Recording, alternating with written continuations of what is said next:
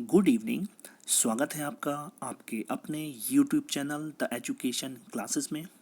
आज मैं आपके सामने एक और महत्वपूर्ण टॉपिक जिसे हम मैकाले का विवरण पत्र या मैकाले का घोषणा पत्र 1835 के नाम से जानते हैं, जो टॉपिक आने वाले कई सारे एग्ज़ाम को लेकर काफ़ी महत्वपूर्ण है। तो आइए ज़्यादा बात ना करते हुए बढ़ते हैं अपनी टॉपिक की तरह। तो मैकाले का विवरण पत्र शुरू करने से पहले सबसे पहले हमें ब्रिटिश पार्लियामेंट और ईस्ट इंडिया कंपनी के बीच में जो कम्युनिकेशन हुआ करता था उसके बारे में जानना होगा।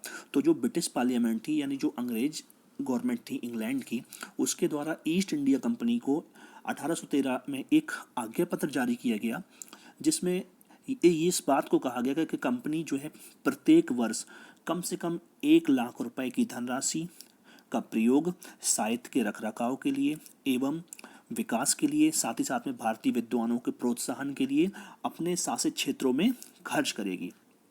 परंतु इस आदेश पत्र में ना तो साहित्य शब्द की कोई व्याख्या की गई थी और ना ही कोई विद्वानों के शब्द की कोई व्याख्या की गई थी। तो इस कारण से कंपनी के बीच में ही दो विचारधाराओं ने जन्म ले लिया। एक विचारधारा प्राचीन विचारधारा कहलाई या प्राच्यवादी विचारधारा कहलाई, दूसरी विचारधारा पाश्चात्यवादी या वेस्टर्न विचारधारा कहलाई। तो ब्रिटिश पार्लियामेंट में दो दल बन गए, तो इस कारण से तमाम तरह की समस्याएं उत्पन्न हो गई और 20 वर्ष के बाद यानी 1833 के आज्ञा पत्र तक इस विवाद को नहीं सुलझाया जा सका, क्योंकि आज्ञा पत्र जो है प्रत्येक 20 वर्ष के बाद ही जारी किया जाता था। तो 20 वर्ष के बाद भी यानी 1833 तक इस आज्ञा पत्र में जो विवाद थे उसको नहीं सुलझाया जा सका। उसी समय 10 जून 1834 को लॉर्ड मैकाले गवर्नर जनरल की काउंसिलिंग का कानूनी सलाहकार बनकर भारत आया। जो लॉर्ड मैकाले था वो क्या था, किस रूप में आया था, वो एक कानूनी सलाहकार के रूप में भारत आया था। और जो मैकाले था वो क्या अंग्रेजी भाषा का और साथ ही साथ में अंग्रेजी साहित्य का एक प्रकांड विद्वान था, साथ ही साथ में एक कुशल वक्ता और लेखक था। इन्हीं चीज़ों से प्रभावित होकर उस समय के तत्कालीन जनरल गवर्नर लॉर्ड विलियम वेंटिक ने मैकाले को जन शिक्षा समिति या पब्लिक इंस्ट्रक्शन कमेटी का अध्यक्ष नियुक्त कर दिया और उससे ये अपेक्षा की कि 1813 के आज्ञा पत्र में जो 3 विवाद हैं उन विवादों को शॉर्ट आउट करे या उन विवादों से संबंधित सुझावों को लेकर आए। तो जो 3 विवाद कौन से थे, धनराशि व्यय की मद को कहीं कहीं मद को स्पष्ट करें, यानी धनराशि को किस मद में खर्च किया जाना है, या धनराशि को 1 लाख रुपए की धनराशि किन किन क्षेत्रों में खर्च की जाना है इसको स्पष्ट करें। साहित्य तथा भारतीय विद्वान का अर्थ स्पष्ट करें कि क्या भारतीय साहित्य क्या भारतीय विद्वान है, इस शब्द का अर्थ स्पष्ट करें। साथ ही साथ में पाश्चात्य विचारधारा और प्राच्य विचारधारा का विवाद का हल सुलझाए। तो इन्हीं सारी चीज़ों को ध्यान में रखकर लॉर्ड मैकाले ने 1813 के आज्ञा पत्र की धारा 43 का गंभीरता से अध्ययन किया। जो धारा 43 थी उसमें कहीं ना कहीं ये तीनों विवाद शामिल थे, तो इसने धारा 43 का गंभीरता से अध्ययन किया। उसके पश्चात इसने प्राच्यवादियों की और पाश्चात्यवादियों की लिखित दलीलों का अध्ययन करने के बाद 2 फरवरी 1835 को अपना विवरण पत्र तत्कालीन गवर्नर जनरल को प्रस्तुत किया, यानी उस समय के जो तत्कालीन गवर्नर जनरल लॉर्ड विलियम वेंटिक थे उनको प्रस्तुत कर दिया। तो यही विवरण पत्र क्या कहलाए, यही इसका विवरण पत्र मैकाले का घोषणा पत्र या मैकाले विवरण पत्र के नाम से जाना गया।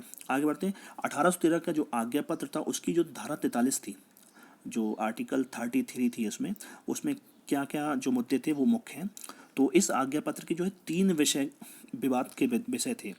आवंटित धनराशि का व्यय कैसे हो, साहित्य शब्द से क्या अर्थ लिया जाए और भारतीय विद्वानों की सीमा में किन किन विद्वानों को रखा जाए। तो इन 3 मुद्दों को शॉर्ट आउट करने के लिए मैकाले ने इन मुद्दों को निम्न रूप में स्पष्ट किया। पहला जो है जो धनराशि के संबंध में था, तो मैकाले के द्वारा कहा गया धनराशि के व्यय के संबंध में कंपनी पर किसी भी प्रकार का कोई भी बंधन नहीं है, वह इसे जिस मद में जिस तरह व्यय करना चाहे कर सकती है। यानी मैकाले के द्वारा ये कहा गया कि जो 1 लाख रुपए की धनराशि है उस धनराशि को कंपनी अपने स्वविवेक के आधार पर जिस भी तरह चाहे जिस भी मद में चाहे खर्च कर सकती है। दूसरा जो इशू था उसके संबंध में मैकाले ने स्पष्ट किया, साहित्य शब्द से तात्पर्य केवल भारतीय साहित्य नहीं, यानी जो संस्कृत और अरबी जो भारतीय साहित्य था, इसने बोला सिर्फ और सिर्फ भारतीय साहित्य नहीं बल्कि इसमें पाश्चात्य साहित्य यानी अंग्रेजी भी आता है। जो पूर्व में था वो कुछ स्पष्ट ही था कि सिर्फ भारतीय साहित्य लिया जाएगा या सिर्फ अंग्रेजी साहित्य लिया जाएगा। तो मैकाले ने साफ साफ स्पष्ट कर दिया कि सिर्फ भारतीय साहित्य को शामिल ना कर इसमें पाश्चात्य साहित्य यानी अंग्रेजी को भी शामिल किया जाएगा। तीसरा जो मुद्दा था भारतीय विद्वानों की सीमा के संबंध में, तो मैकाले ने इसमें सिर्फ भारतीय विद्वानों को शामिल न कर कर इसमें पाश्चात्य विद्वानों यानी अंग्रेजी साहित्य के विद्वानों को भी शामिल कर लिया, जिनमें लॉक का दर्शन भी था, साथ ही साथ मिल्टन आदि की कविताएं भी शामिल थीं। आगे बढ़ते हैं। मैकाले के द्वारा कुछ प्रमुख सुझाव दिए गए अपने घोषणा पत्र में, कुछ प्रमुख सुझाव दिए गए, जैसे प्राचीन साहित्य एवं ज्ञान की शिक्षा निरर्थक है। तो मैकाले के द्वारा ये कहा गया जो भारतीय साहित्य था संस्कृत और अरबी, इसका जो इसमें तमाम प्रकार के एक बोल सकते हैं हम लोग, तमाम प्रकार का जो इसका ज्ञान है वो कैसा है, निरर्थक। इसमें कई बड़े बड़े सर वाले राजाओं का वर्णन है और समुद्रों में तमाम प्रकार के पशु चिकित्साओं को तमाम प्रकार का इनका दिया हुआ है। तो प्राचीन जो साहित्य था इन्होंने कैसा माना, उसको निरर्थक माना। दूसरा देखते हैं इनका सुझाव, पश्चिमी साहित्य एवं ज्ञान की शिक्षा महत्वपूर्ण है। तो मैकाले के अनुसार ये कहा गया जो पश्चिमी साहित्य था, जो पाश्चात्य साहित्य था, वो संसार का सर्वश्रेष्ठ साहित्य है। और इन्होंने कहा भी गया है, एक यूरोपीय पुस्तकालय की एक अलमारी में भारत के संपूर्ण पुस्तकों को और साहित्य को रखा जा सकता है, और भारतीयों को अंग्रेजी भाषा साहित्य का अनुरूप से कराने चाहिए। आगे बढ़ते हैं। अंग्रेजी भाषा का माध्यम बनाना आवश्यक है। मैकाले का जो तीसरा सुझाव था, इन्होंने क्या किया, शिक्षा का माध्यम अंग्रेजी बनाने या अंग्रेजी भाषा बनाए जाने पर इन्होंने बल दिया। आगे बढ़ते हैं। उच्च वर्ग की शिक्षा के लिए उच्च शिक्षण संस्थानों की व्यवस्था की जानी चाहिए। यानी इन्होंने ये कहा जो हायर कम्युनिटी से संबंधित लोग थे उनकी शिक्षा के लिए, हायर एजुकेशन संबंधित शिक्षा के लिए उच्च शिक्षण संस्थाओं की स्थापना की जानी चाहिए। नेक्स्ट इनका जो सुझाव था, शिक्षा के क्षेत्र में धार्मिक, जो शिक्षा का क्षेत्र था उसमें धार्मिक तटस्थता को खत्म किया जाना चाहिए। यानी कहीं ना कहीं एक तो मैकाले जो आया हुआ था वो कहीं ना कहीं वो ईसाई धर्म का कहीं ना कहीं ये मानने वाला था, लेकिन इसने क्या किया, बड़ी चतुरता के साथ में इन्होंने मीडिएटर का काम किया कि किसी भी शिक्षण संस्थान में धर्म विशेष की शिक्षा नहीं दी जानी चाहिए। तो ये मुख्य रूप से इन्होंने 5 सुझाव दिए। कुल मिला के इनके द्वारा ज़्यादातर अंग्रेजी को बढ़ावा दिया गया और भारतीय जो साहित्य था, भारतीय जो शिक्षा थी उसको कहीं ना कहीं इग्नोर किया गया, साथ ही साथ में सिर्फ अंग्रेजी को बढ़ाने पर इन्होंने बल दिया। एक आता है हम लोग का निस्यंदन सिद्धांत या फिल्ट्रेशन थ्योरी, इसको हम लोग बोलते हैं। तो फिल्ट्रेशन थ्योरी से कई सारे क्वेश्चन हम लोगों के बने हुए हैं। तो फिल्ट्रेशन थ्योरी क्या है, तो मैकाले ने सुझाव दिया था कि प्रारंभ में उच्च शिक्षा की व्यवस्था केवल उच्च वर्ग के व्यक्तियों को ही के लिए ही की जाए, और उच्च वर्ग के संपर्क में आकर ये शिक्षा स्वयं ही क्या होगी, निम्न वर्ग तक स्वाभाविक रूप से पहुंच जाएगी। शिक्षा जगत में इसी विचारधारा को निस्यंदन सिद्धांत या छन्नी का सिद्धांत के रूप में जाना गया। तो मैकाले के द्वारा ये एक सुझाव दिया गया था कि एक फिल्ट्रेशन थ्योरी नामक सुझाव था इनका, कि उच्च शिक्षा की व्यवस्था सिर्फ और सिर्फ किस वर्ग के लिए की जाए, समाज के धनी वर्ग के लिए की जाए। समाज के जो पैसे वाले वर्ग हैं या आर्थिक रूप से सक्षम जो वर्ग है, सिर्फ और सिर्फ उनके लिए उच्च शिक्षा की व्यवस्था की जाए, और उन्हीं लोगों के संपर्क में आके समाज के जो निम्न वर्ग के लोग हैं उनके पास ये शिक्षा ऑटोमेटिक स्वाभाविक रूप से पहुंच जाएगी। इसी सिद्धांत को या इसी विचारधारा को शिक्षा की जगत में क्या नाम दिया गया, इसी को छन्नी का सिद्धांत नाम दिया गया, या इसी को छंचर का सिद्धांत नाम दिया गया, या इसी को निस्यंदन थ्योरी या इसी को फिल्ट्रेशन थ्योरी नाम दिया गया। क्योंकि इसमें क्या किया गया कि उच्च वर्ग से यानी ऊपर से जो है निम्न वर्ग की ओर, नीचे की ओर क्या हो रही, छन कर आ रही शिक्षा। तो कुछ विद्वान इसे क्या बोले, अधोगामी सिद्धांत भी बोलते हैं, है ना, या डाउनवर्ड फिल्ट्रेशन थ्योरी के नाम से भी इसको जानते हैं। तो इससे प्रश्न हम लोगों का बनता है, फिल्ट्रेशन थ्योरी किस के द्वारा लाई गई, तो किसके द्वारा लाई गई, लॉर्ड मैकाले 1835 के द्वारा इसको लाया गया। आगे बढ़ते हैं।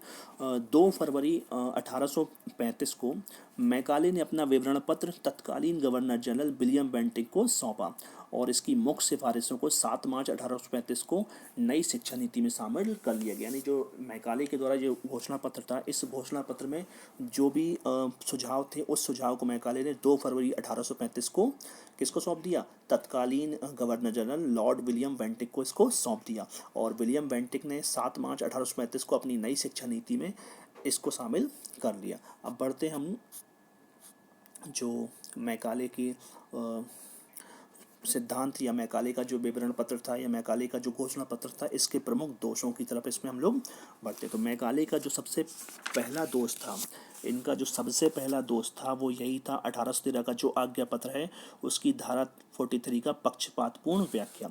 तो मैकाले सिर्फ स्वीकृत धनराशि के बारे में बात कर रहे थे कि स्वीकृत धनराशि किस प्रकार से खर्च की, लेकिन जबकि आवश्यकता उस समय के जो निम्न वर्ग का व्यक्ति था या समाज का जो निम्न वर्ग का व्यक्ति था उसकी शिक्षा की जानी बहुत ज़्यादा आवश्यक थी, परंतु इन्होंने क्या कर दिया कि इस कंपनी को स्वाधिकार दे दिया, कंपनी जैसा चाहे वैसी चाहे इसको खर्च कर सकती थी। तो जो आज्ञा पत्र का इन्होंने क्या किया, पक्षपातपूर्ण तरीके से व्याख्या कर दी।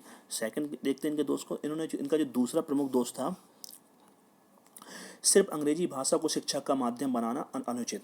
तो इनके द्वारा सिर्फ क्या किया गया, सिर्फ अंग्रेजी भाषा को शिक्षा का माध्यम इन्होंने माना कि सिर्फ, तो किसी भी देश की जो शिक्षा व्यवस्था है वो कहीं ना कहीं किस में होती, उसकी मातृभाषा में होती। तो कंपनी का शासन किस पे था, भारत पर था, और भारत के नागरिक की जो भाषा क्या थी वो हिंदी थी। लेकिन मेघालय ने क्या सुझाव दिया कि अंग्रेजी माध्यम में इनको शिक्षा दी जाएगी। तो इनके द्वारा सिर्फ अंग्रेजी को शिक्षा का माध्यम बनाना क्या था, एकदम अनुचित था। तो ये भी इनका क्या था, एक दोष था। आगे बढ़ते हैं, उच्च वर्ग के लिए शिक्षा की व्यवस्था का सुझाव अनुचित है।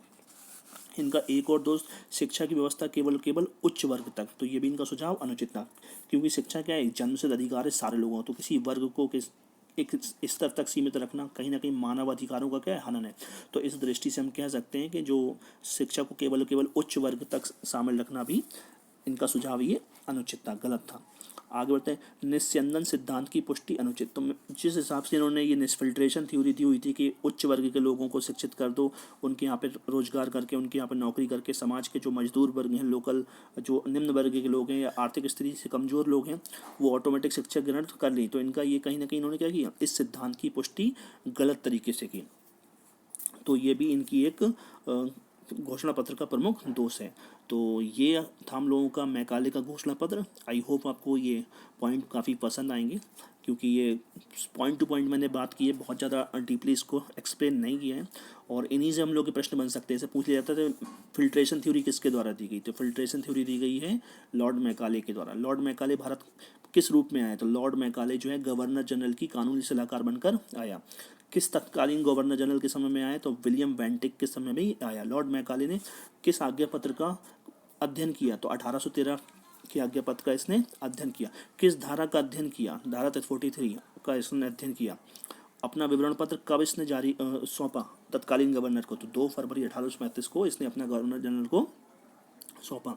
मुख्य रूप से कितने विवादों पर इसने काम किया, तो मुख्य रूप से 3 जो विवाद के विषय थे उस पर काम किया।